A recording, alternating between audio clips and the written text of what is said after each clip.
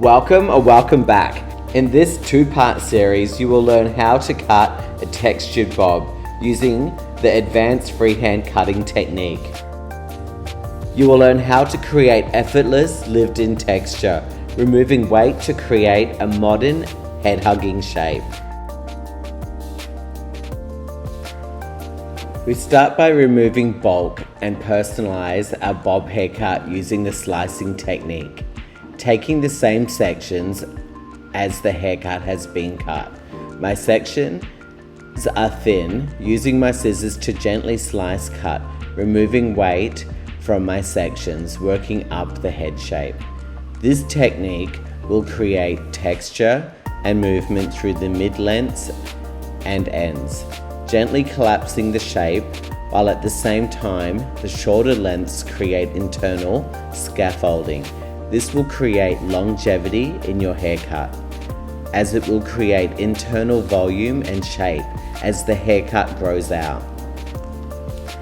Directing the sections down will push the weight down, and directing the sections up will create shorter lengths underneath the section, creating volume and control where we want it in the haircut.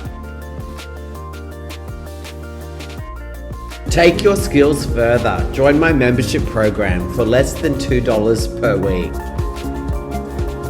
Exclusive members only masterclasses. Invest in your skills today. Join now for instant access.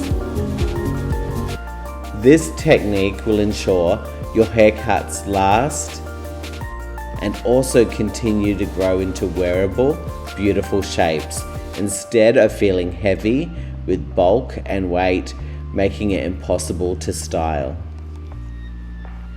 I continued the same process through the fringe zone, creating softness and movement in the shape, making it easy for your clients to wash and wear. If you haven't watched part 1, hit the link in the description below to see how I freehand cut using large sections to create a textured, effortless lived-in bob with layers.